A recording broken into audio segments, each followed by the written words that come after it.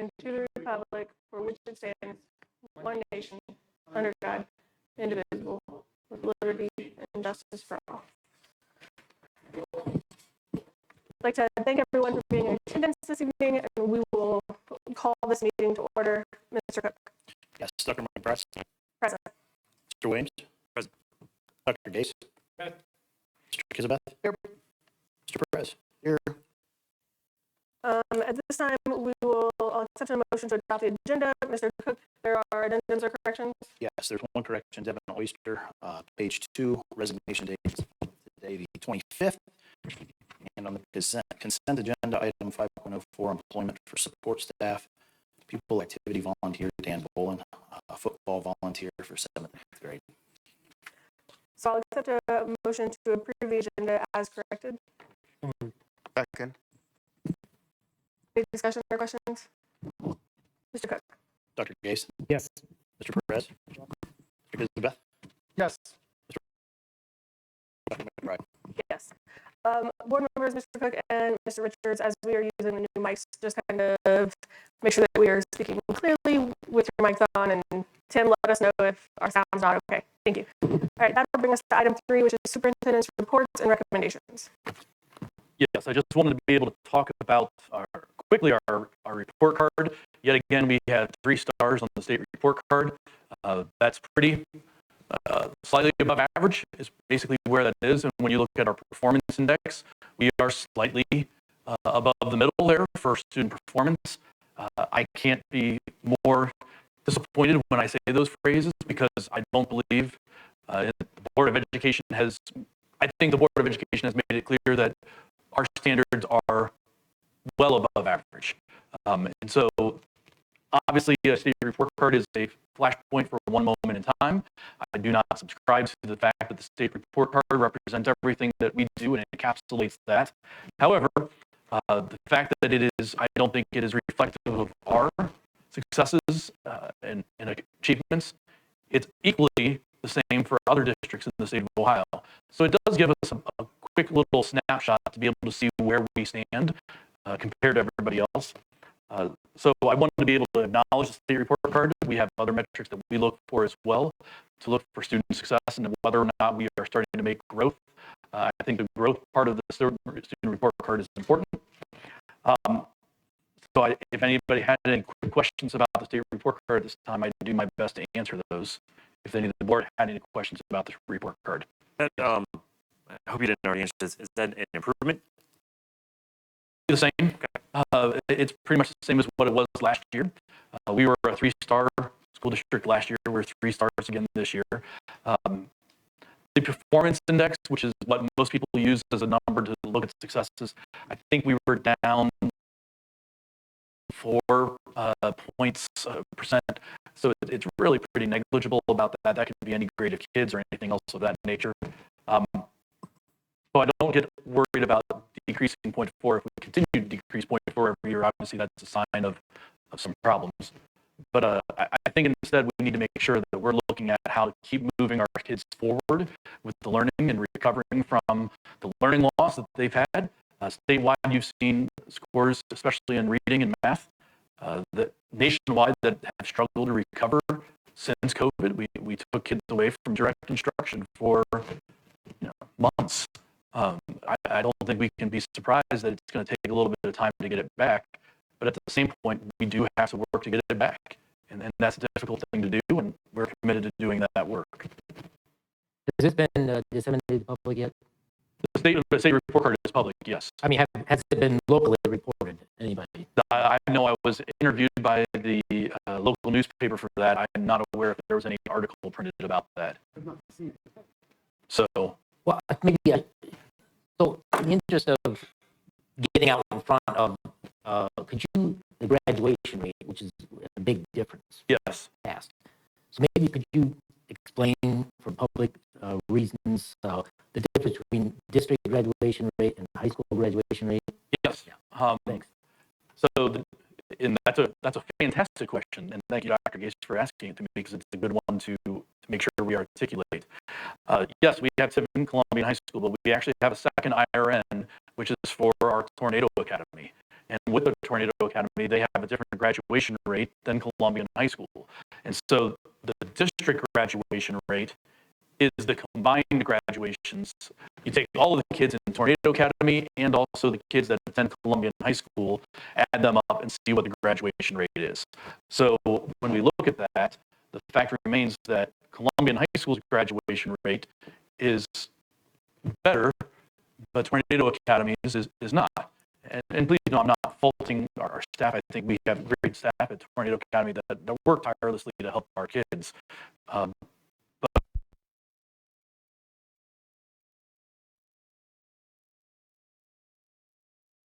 that are in Tornado Academy, it is negatively impacting the district graduation rate.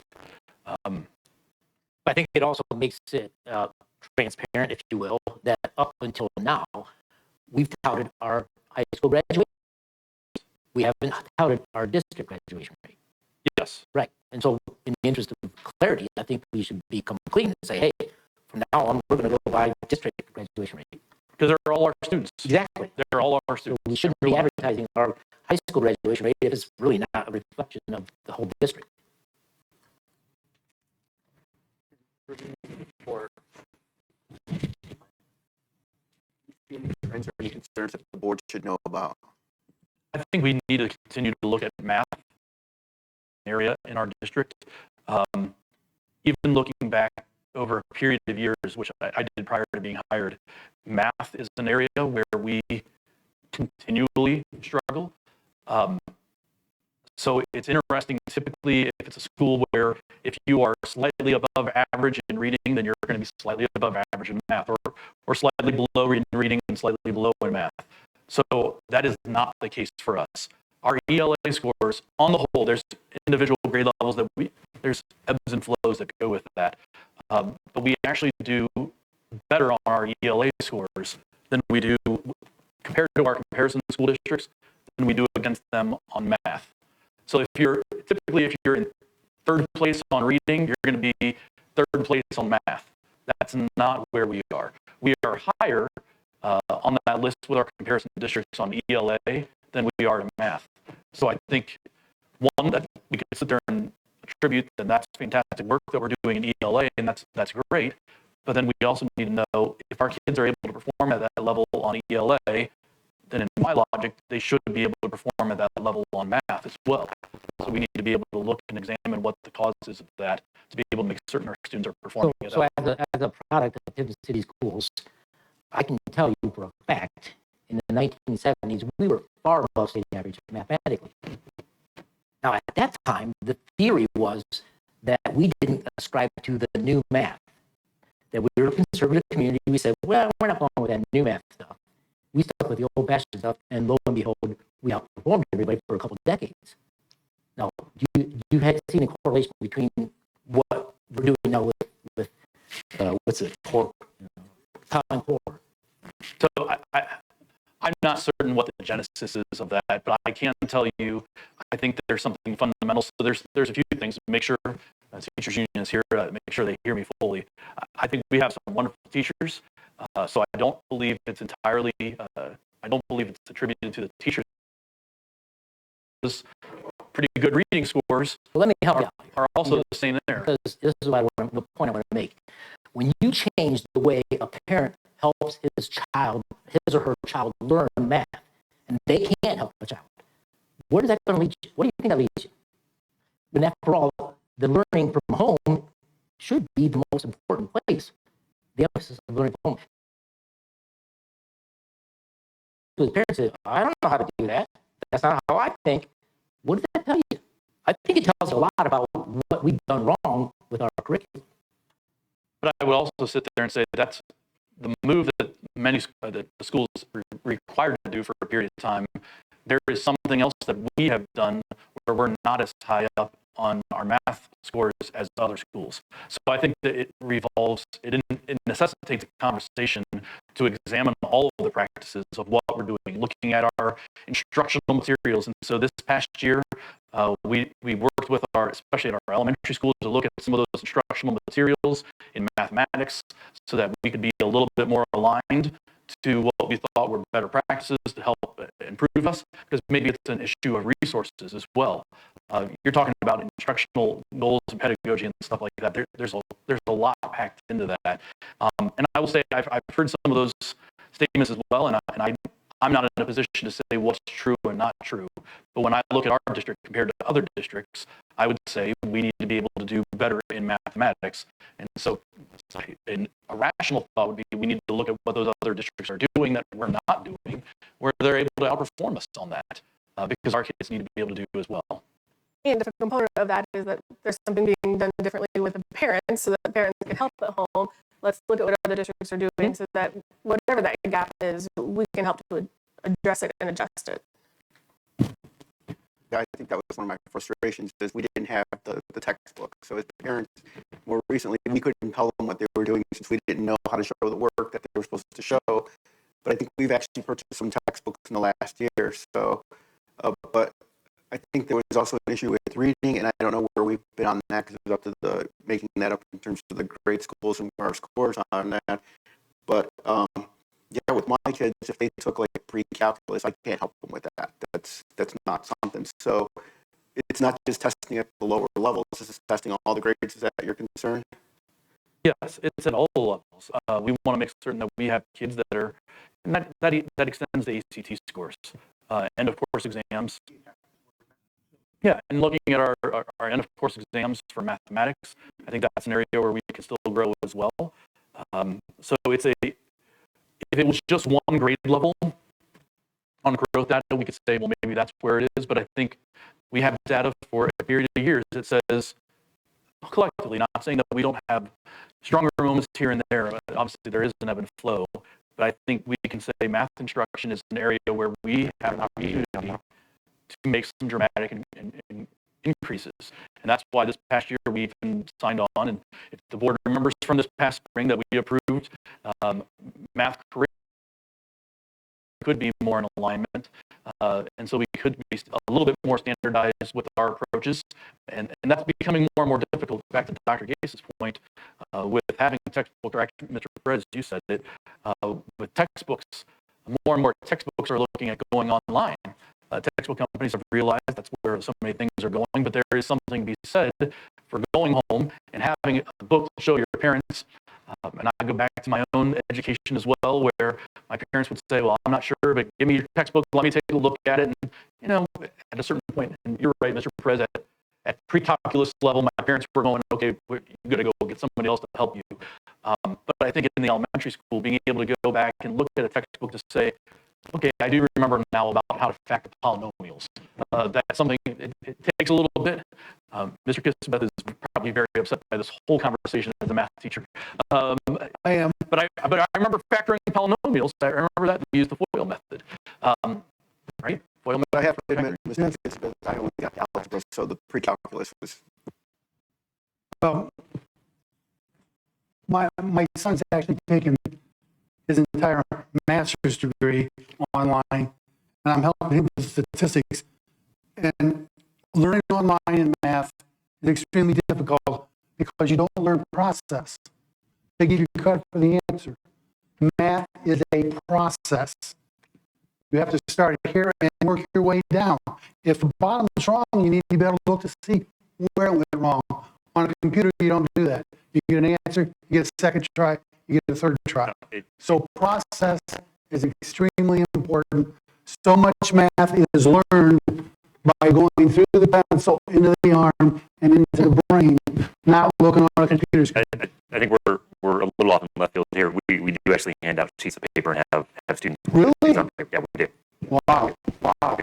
So Good to know. the final answer in some cases is submitted online, but they do hand in sheets of paper and have to show their work. So now, Process is extremely important. I don't know how we're teaching math. I learned it differently, and it is a challenge, right? So I think there's something to be done there.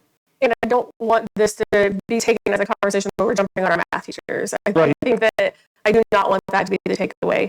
I think math in general is hard. I think we're seeing increased levels of anxiety around math, and I also think there's a trend there as well. But I think it gives us a point of saying there are numerous factors here. Let's explore them. Let's see what some other districts that are finding successes are doing. And then let's give our teachers, our students, our families those supports to bolster whatever those needs are. I'd be careful. It's better scoring. That's Have found different success. way through it, but I think you hit on the point is that we're trying to make them ready for whatever their careers are, and if those other schools are giving them an advantage in the ACT and SAT because they're performing better in math, those are the few points that could help our kids if they choose that route. So, but thank you for. The other item just to talk about, and I know we briefly talked about, well, we did talk about it during our work session just a little bit, and I think is to make sure that people at home, and I know some people watch the board meetings remotely or watch them after the fact, is I think everybody that lives in Tiffin on last Thursday, Friday was sent in the mail from the Auditor's Office of Property Reevaluation. That is required to happen by law every 3 years. The county auditors, there's a rotation. So Seneca County, this is our year. As we move forward, if a lot of people look at those property evaluations, and you can go online and look at that through the auditor's webpage, there's a number of people that are going to see some fairly significant increases to their property evaluation. Property evaluation can then affect your tax bills as well.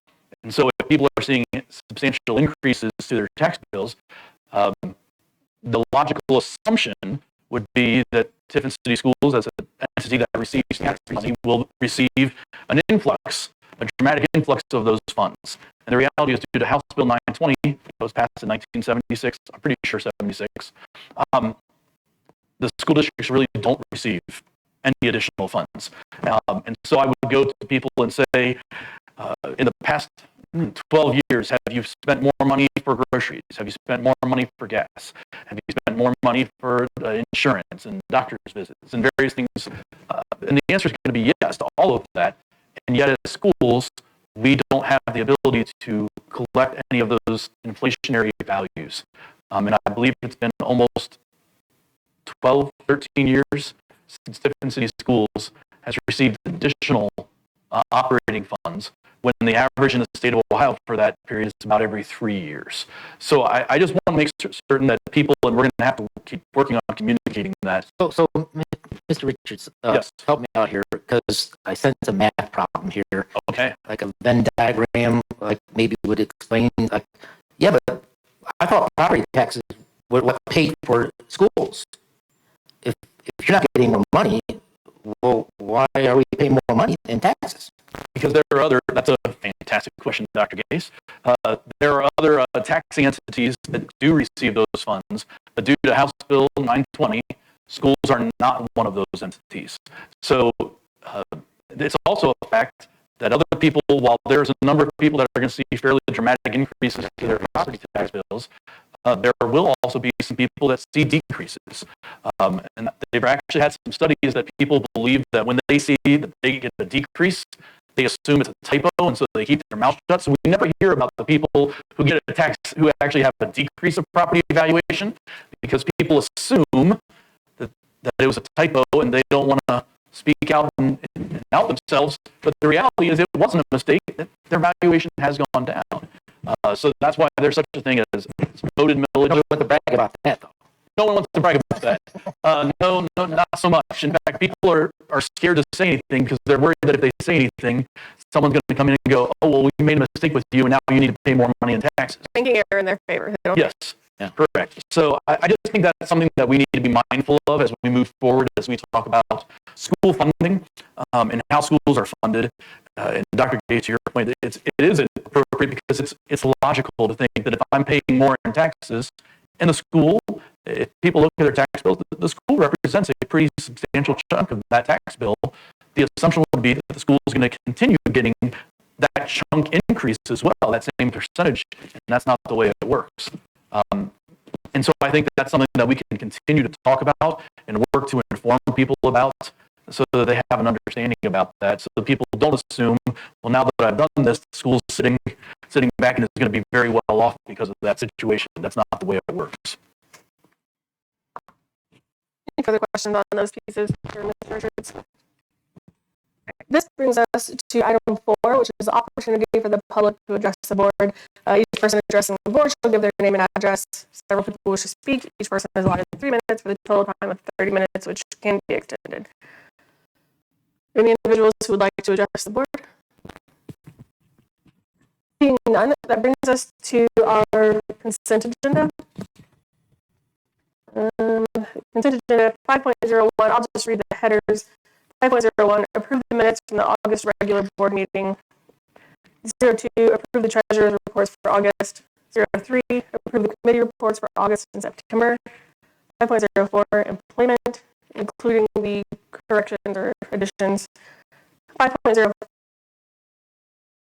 and again, would like to take a moment here to thank those who have reached out and supported our district. And this one, many that reached out and donated in the name of Scotty Daniel. Thank you to each of those.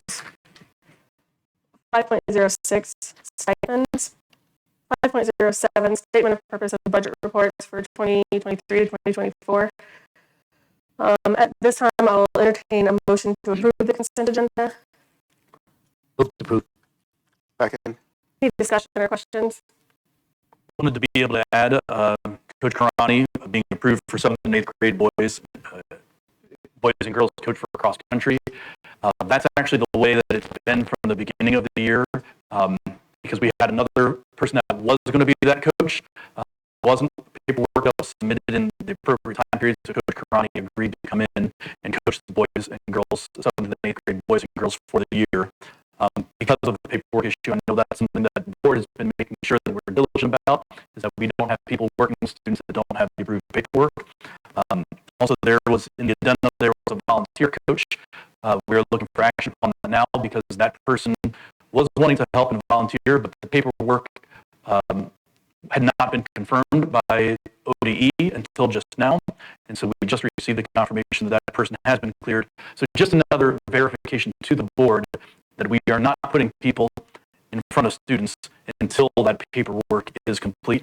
I know that's been a point of emphasis in the past, and that we are making progress and working towards that end. Additionally, Mr. Richards, I have questions regarding under 5.04 under seasonal stadium workers, as needed $9 per hour. I have a couple of questions about this. Can you share what this role is? So the purpose of these workers are to, my understanding, clean up from the stadium after football Friday nights. I believe they come in on Saturdays to do various work to be able to clean up from the stadium, from the various events that have been at the stadium. And so they're already doing these jobs? Correct. And so a couple of questions is, how are these jobs posted, noted, sought for, applied for? Because they're employed by the district. Yes, they would be employed by the district. So I'm sorry, what's your question again? So how are these applied for? Mr. Bose, you want to take a stab at that one?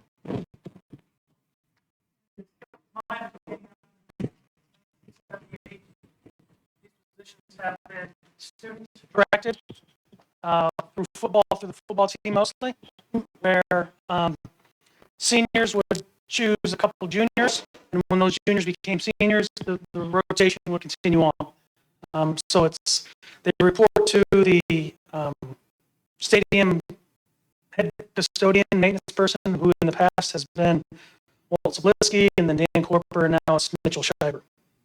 So that's the process. There is no application. It's student-led. So as a student-led process, is that in the athletic handbook that that's how that works? So that process is... I don't have that answer. I don't know that. And then regarding the pay, it looks like it's under the federal minimum wage. Do you know why that would be? I don't. No, it's above the federal minimum wage, but it's under the state minimum wage. So the state minimum wage is 10.10, federal is 7 something. Right. But all employees in the state of Ohio have the right to be under Ohio pay. Do we know why they're making less? Yeah, thank you, Mrs. Parr, because it's seasonal work. Seasonal work. Okay. I have some concerns around the process. Yep. So I think that these students, especially since they're already doing the work, should absolutely be board approved and should be paid for the work that they've done. But I'd have some follow-up questions on the process, whether that is in a handbook somewhere or the application process. I'm not sure how student-led, without it being a process somewhere, or without there being the HR components to it, is in line with appropriate hiring processes. Any further questions or discussion?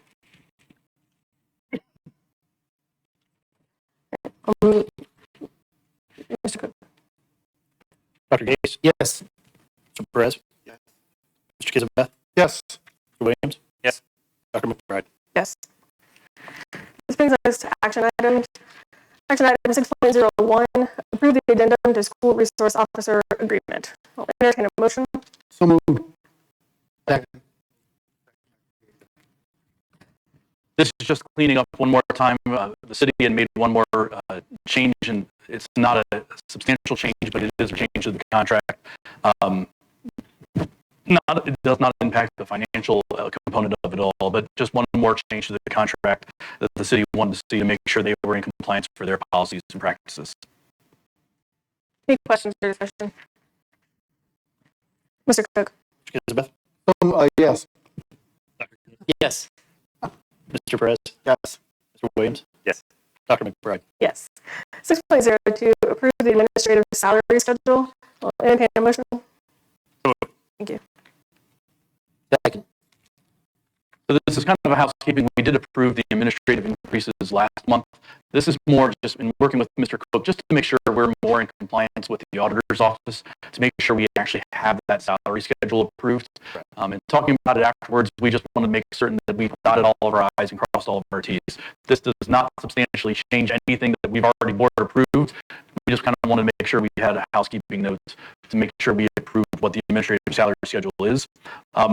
One of the other things that Mr. Cook and I have been working towards is to try to standardize some of that work with the administrative salary schedule so that it's not kind of a pick and choose or anything else like that. We've had some discrepancies that have happened over the course of a number of years, and we're hoping to try to get that to be a little bit more consistent of a practice. So is it a fair expectation that we'll start seeing more of these pieces, some of the technicality pieces? I think I would prefer that from an audit standpoint, just so it's in front of the board, not just a 2% increase, then you can see what it is. Any other questions? Mr. Cook? Mr. Williams, Yes. Dr. Gase, Yes. Mr. Kizabeth, Yes. Mr. Perez, Yes. Dr. McBride. Yes. 6.03, approve the corrected Connie English SLP contract. So moved. this is just cleaning up her rate and salary to make sure it reflected this year's rates rather than last year's rates, which was in the previous contract. Further discussion or questions? Mr. Richards, I say it as a tongue-in-cheek, but will we see a contract for Mrs. English next week or next month? I hope so. Now it's become standard practice.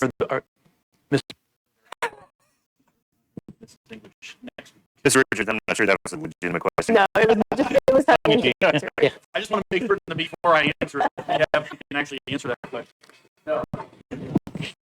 All right, It says, it's become tradition. at this has point. she suffered any consequence from any of our shenanigans? She has been paid the amount that she is expected to be paid. It's tradition at this point. Any other further questions or discussion? Mr. Cook? Dr. Gase, Yes. Mr. Williams, Yes. Mr. Kizabeth, Yes. Mr. Perez, Yes. Dr. McBride. Yes. 6.04, approve the amendment to athletic services agreement. Entertain a motion. Moved. Second. Thank you. Mr. Richards? This is just, yet again, our athletic service agreement. We had to make this one change last year, just in name only. Mercy Hospital, which is where we've always received our athletic training, has now, I'm not certain what the best phrase is, I'm sure Dr. Gase will kind of correct me if I'm wrong, basically subcontracted out their services for athletic training to Nationwide Children's Hospital. And so it's the same person that we have providing the services, but now it comes under a different name, a slightly different umbrella. And obviously, I think when it comes to athletic training, Nationwide Children's is a pretty well-respected name to make certain that we're providing the best services for our student athletes as well.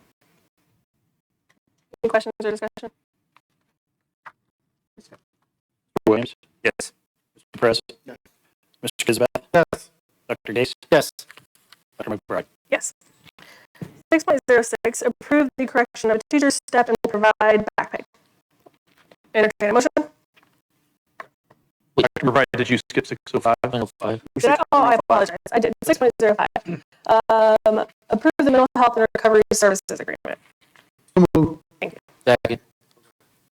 This is for us to be able to work with the Mental Health and Recovery Services Board to be able to accept and receive funds to be able to help benefit our students. We do this every year.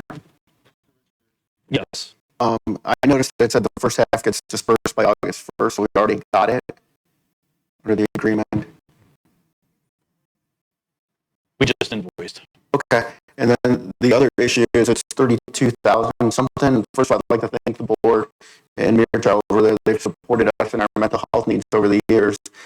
But I think when we first started, the amount was kind of larger, and we're supposed to, I think we've learned that we've got this need that's going to continue.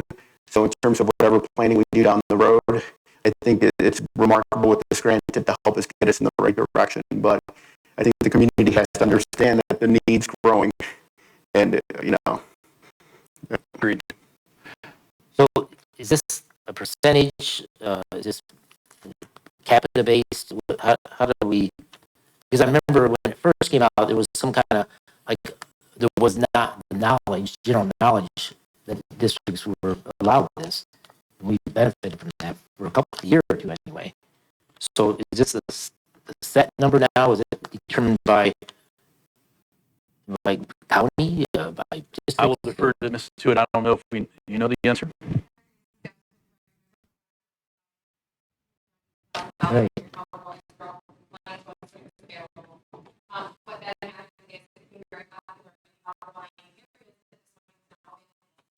It is partially developed for the number of students that are in each district. That is our amount, and it has dwindled. It increasingly goes down every year.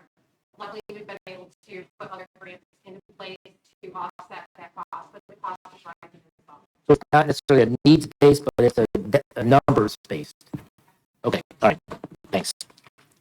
Thank you, Mrs. I Tuitt. think Dr. Gase, other districts need it too. And so Sorry. Oh yeah, I'm sure that. and it's so throughout our entire county at this point. Right. Any further questions regarding 6.05? Mr. Cook? Mr. Kizabeth? Yes. Mr. Perez? Mr. Williams? Yes. Dr. Gase? Yes. Dr. McBride? Yes. Now for 6.06, approve the correction of teacher step and provide back pay. Entertain a motion. Move. Thank you. Second. Thank you. This is due to a staff member that has come forward and presented evidence of that they should have actually been hired in at a different educational level than when they were hired in. And so we're simply correcting that issue, which by law we are required to do. Any questions or discussion? Mr. Cook? Perez? Yes. Mr. Williams? Yes. Mr. Kizabeth? Yes. Dr. Gase? Yes. Dr. McBride? Yes. 6.07, approve the provision of back pay. Entertain a motion. Second. Yeah, again, this is for last year. We had some individuals that were doing additional work that we had asked them to do during the contractual day. We are required to make certain that if we ask people to do additional work, that we pay them for that work. So this is going back and truing up, making certain that those individuals are paid for the work that they actually did on behalf of our district. Questions or discussion? Mr. Cook? Dr. Gase, Yes. Perez. Yes. Mr. Kisbeth, Yes. Dr. Williams, Yes. Dr. McBride. Yes. 6.08, amend the standing authorization for calendar year 2023. So moved. Second. Mr. Richards. We need to approve to have Mr. DeVore also be able to serve as a purchasing agent for our district now.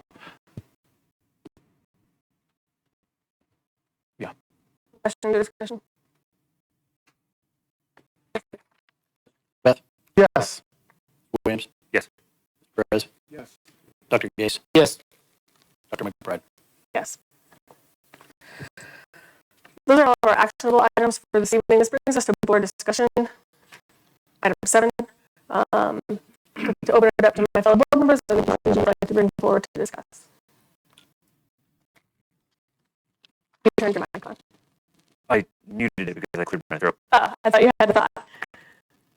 I guess we had a working session prior to this, right? We discussed some of the things that Mr. Richards brought up during his summary. I think just to kind of, announce that, more people obviously listen to this than they were that working session. So we discussed some of the budgetary issues we're facing right now, and some plans of things we want to do going forward.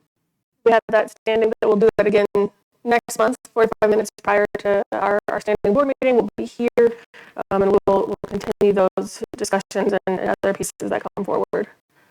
And towards around organizational meeting, we can assess and see how these have been beneficial. If the time has been right, we can keep assessing that as we decide how to move forward with these pieces. Other pieces for discussion. Just an invitation for everyone. Saturday is band night at Collide. Tiffin will be among the schools there. It starts at 7. I think it's a $5 admission fee. Come out, support your band. But you could also see it the night before during that football game against a certain team from Collide. And it's an early start, so let's ask everyone to, let's make this work. It's a double hitter, but we're going to need the fans to also help us out here and clear out the stadium, make this work, and cheer our kids on. It's an early start, so be there. And congratulations to the boys golf team on the SBC, and I believe the girls tennis also took, I think, second, or I don't remember what they did, but because they have different days. But congratulations to them as well, and good luck to soccer, who's playing right now, and all the other activities as well. I think we would be remiss if we got through the entire board meeting and we didn't take a moment and recognize that there is a heavy heart here this evening. We have a dear member of our staff who is missing, and it's interesting because there are probably a million things that Scotty handled and took care of for all of us that we're now feeling all of those losses in addition to his enormous presence and heart. So I want to thank the district for the memorial that they held and in attending the services, seeing just so much of the district and the community who came out to support and remember and wrap their arms around his family. So I do just want to recognize that. And I think it's going to take a while for board meetings and districts to not feel this heavy and to not feel that loss. He was greatly missed. I just one more thing, and Mr. Williams did mention that we had a special work session, and for the community at large, I don't think they're understood that we've ever had work sessions before. But I think it's important that they understand why the work session is now being called for and what exactly we're doing, and so that nobody's surprised when we come up with an explanation of lack of funding and desperate need for funding in the near future. So I think it's important that we don't spring it on people, because this is not the last time this happened in the late 70s. No, I think back in the early 2000s, 2005 or somewhere, when we had massive cuts, and we needed the emergency levy. That happened because that board and that administration did not do their due diligence and see the handwriting on the wall. Now, they can claim a lot of things, but the fact was they didn't do, in the month leading up to that emergency, they didn't do this work session. So hats off to Mr. Cook and Mr. Richards for doing, and the board, vice president and president who made this decision, because it's very important. I do think that Dr. Gates, you bring up great points that while they're never fun conversations to have, that funding and funding sources and looking for when we need to be on the ballot, those discussions are going to be commonplace and regular, and we look forward to having the discussions here and then within the community and being able to answer all the questions that we can and being able to share as much information and as many facts as we can with the community as we move forward in this. And that the board and central office in the district have a lot to do to gather that information and be able to present it and move forward with the decision that's best for the district moving forward. In that regard, I'd like to compliment Board Member Williams here. I think he's taken the lead in from a program and into finance here. I think that, as Dr. Gase said, we are working on this issue as a board collectively to come up with a plan that addresses our needs, because I believe that the board ultimately will come to a position we just can't not handle this responsibly, and that we have to plan this incrementally to give everyone what they want. And then, just so I'm not remiss, it was different with Scott here, not here tonight, not being able to look over there. And I believe that's why we had to change the purchase order on that. But he left us a lot of work that we have to finish, and we're going to do it. On a brighter note, though, I didn't want anyone to think that I was leaving out the middle schoolers. There was volleyball that's showing great season as well. Cross country boys and girls boys second place last week. And volleyball girls, it was nice to have Calvert in our house this year. And we did lose to 3 sets, but I'm going to tell them to watch out. Our girls are getting better, and I think we're proud of them. And I think they had some rough darts in there, but it's been fun watching them as well. Mr. Kisbeth has been there as well. So, but again, good luck to all of them. So. I would like to mention that Dr. McBride and myself and Mr. Richards and Jerry from OSPA are working on a presentation that we'll be making at the OSPA State Convention in November. So we're starting to get that underway. Great place to represent Tiffin and the work that we've done here. So that'd be exciting. Any other pieces for board discussion? All right, seeing none, we will hold an executive session this evening. I don't believe there will be action following, but we will hold an executive session to consider the employment of a public employee and to consider the purchase or sale of public property in the public interest that would hurt by premature disclosure in the information. So I'll entertain a motion to enter into executive session. Second. Yeah, Mr. Cook? Mr. Williams, Yes. Dr. Gase, Yes. Elizabeth, Yes. Perez, Dr. McBride. Yes, I will be entering into executive session and we will do not anticipate action after our next board meeting. Our next regular board meeting will be October 23rd, 2023 at 6:30 p.m. here with a working session to precede that. Thank you for everybody who attended this evening.